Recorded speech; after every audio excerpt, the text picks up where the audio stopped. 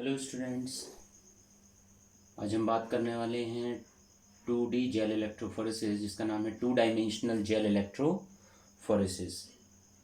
Two dimensional gel electrophoresis को हम abbreviate करते हैं 2DE जेल इलेक्ट्रोफोरेसिस से या 2D इलेक्ट्रोफोरेसिस से।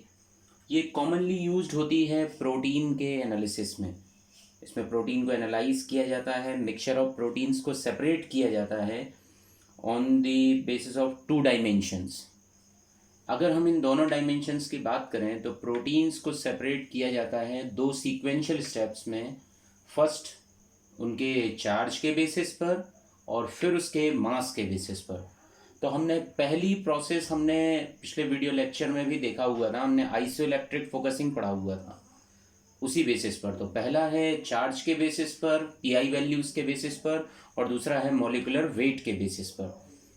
टू डायमेंशनल इलेक्ट्रोफोरेसिस को सबसे पहले इंट्रोड्यूस करने वाले साइंटिस्ट थे ओ फेरेल एंड क्लोज इन 1975 में। अगर हम 2D जेल इलेक्ट्रोफोरेसिस की बात करें तो ये एक क्वांटिटेटिव प्रोटियोमिक्स की स्टडी में यूज़ होने वाला टूल है, जिसके बेसिस पर हम एनालाइज कर सकते हैं बायोमार्कर्स। बायोमार्कर्स से मीन्स हमें यहाँ ये समझ में आ रहा है कि अगर हम किसी एक नॉर्मल सेल को या कैंसरस सेल को अगर हम एनालाइज करें तो दोनों के जेल इलेक्ट्रोफोरेसिस में हमें डिफरेंसेस मिलेंगे, और जिन प्रोटीन्स का हमें डिफरेंस वहाँ पर जेल में क्रिएट होगा 2D जेल इलेक्ट्रोफोरेसिस के बाद, उसको हम बायोमार्कर्स बोल सकते हैं उस प्रोटीन के लिए, जो कि दोनों के एक्सप्रेशन वैल्यूज़ में अलग अलग होगा। तो ये क्वांटिटेटिव क्वांटिफाई कर सकता है इंडिविजुअल प्रोटीन्स को। एक्चुअल में इस पूरी प्रोसेस में हम करते क्या हैं, ये पूरा एक चार्ट हमें रिप्रेजेंट कर रहा है कि सबसे पहले कोई भी प्रोटीन मिक्सचर है तो हम उसको सेपरेट करते हैं वन डायमेंशंस में चार्ज के बेसिस पर। नेगेटिव और पॉजिटिव चार्ज यहाँ मेंशन है, हमने पीएच वैल्यू को भी यहाँ मेंशन किया हुआ है, pH 4 और pH 10। तो हमने सबसे पहले इसकी आइसोइलेक्ट्रिक फोकसिंग किया, जिसमें पहले जो भी प्रोटीन का मिक्सचर था वो अपनी पीआई वैल्यूज़ के बेसिस पर सेपरेट हो गया। देन हमने इसी जेल को, जो पहला जेल हमने जो वन डायमेंशंस में रन किया हुआ है चार्ज के बेसिस पर, इसी जेल को हमने दूसरे बेसिस पर हम रन करना चाह रहे हैं, जिसको हम बोलते हैं, इसको हम ट्रीटमेंट करते हैं, परफॉर्मिक एसिड ट्रीटमेंट भी कर सकते हैं, और इसी जेल को हम अप्लाई कर देते हैं टॉप ऑफ सेकेंड। ये बात हमें समझना है। और इसमें जो भी प्रोटीन, मान लीजिए यहाँ अगर हम बात करें कि इस प्रोटीन में केवल यहाँ ये जो बैंड है ये केवल एक सिंगल प्रोटीन का ही बैंड है, इसमें कोई डाइसल्फाइड लिंकेज नहीं है, तो अगर इसके जो जेल को अगर हमने रन किया हुआ है तो अगर इसके मास में अगर वैल्यूज़ में डिफरेंस होगा और अगर कोई डाइसल्फाइड लिंकेजेस अगर इसमें होती तो यहाँ पर दो हमें डॉट्स मिलने चाहिए थे, but this is the single protein. But यहाँ देखिए जैसे कि दूसरे बैंड में जो दूसरा प्रोटीन यहाँ जो रन हुआ था आइसोइलेक्ट्रिक फोकसिंग के बाद, यहाँ पर आपको दो बैंड दिखाई दे रहे हैं, मतलब इस प्रोटीन में डाइसल्फाइड लिंकेजेस थी, जो कि ट्रीटमेंट करने पर, जिसको कि हमने ट्रीट किया ऐसे केमिकल से जिससे कि डाइसल्फाइड लिंकेजेस ब्रेक हो गई, तो ये भी कंफर्म कर सकता है। तो इस जेल को हमने इसके ऊपर सुपर इम्पोज्ड किया और देन हमने इसको रन किया। जैसे यहाँ पर मॉलिक्यूलर वेट 200 kDa है, यहाँ 10 kDa है, यहाँ से ये प्रोटीन अब इस डायरेक्शन में रन होंगे। अब आप देख रहे हैं यहाँ पर पहले जो टोटल जो बैंड्स हमें दिखाई दे रहे थे वो थे 7, बट यहाँ पर अब आप देखिए डिफरेंट प्रोटीन स्पॉट्स यहाँ पर हमारे लिए दिखाई दे रहे हैं, जो कि इनसे ज़्यादा नंबर में अवेलेबल हैं, और इससे हमने इसको बोला SDS इलेक्ट्रोफोरेसिस ये रन किया, और यहाँ पर सेपरेशन हुआ है 2 डायमेंशंस बाय साइज के बेसिस पर, और ये pH जो हमने 4 और 10 pH था उसको हमने इस तरीके से यहाँ पर सुपर इम्पोज्ड किया हुआ है इस जेल के लिए, देन रनिंग किया हुआ है चार्ज बेसिस पर। तो इस पूरे जेल से हमें बेनिफिट क्या हुआ, इससे हमने disulfide linkages are identified by diagonal electrophoresis.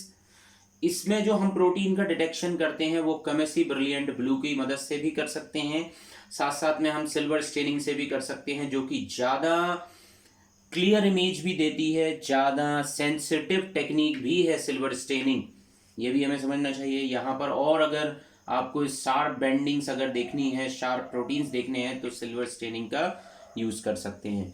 जबकि सीक्वेंशियल रिजोल्यूशन ऑफ प्रोटीन्स भी हो सकता है, bye there charge and mass can achieve excellent separation of cellular proteins.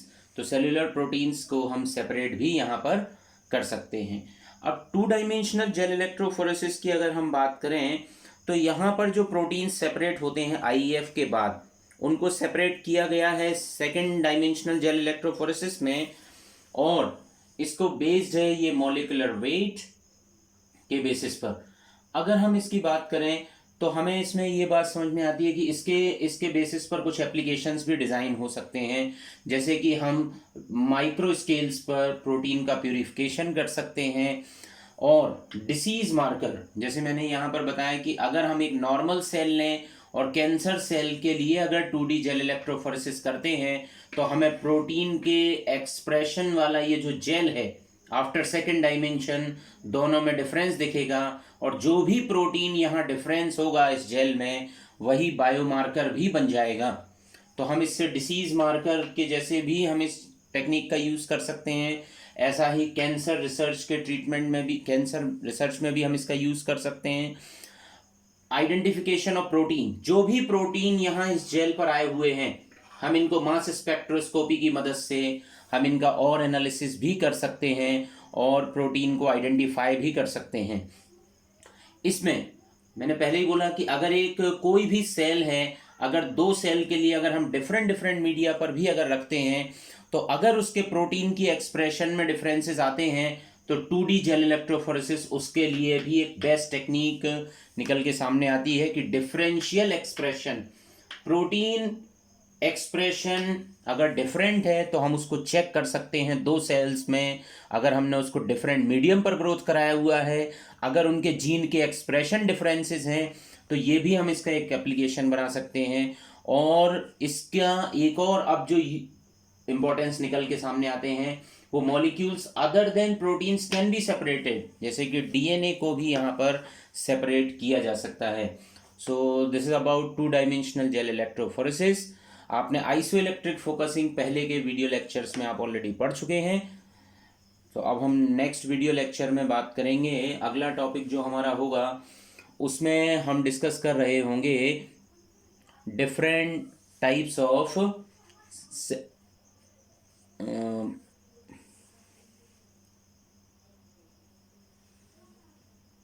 Protein expression values. इसके हम और भी आगे रिलेशनशिप के बारे में डिस्कस करेंगे। So thank you very much.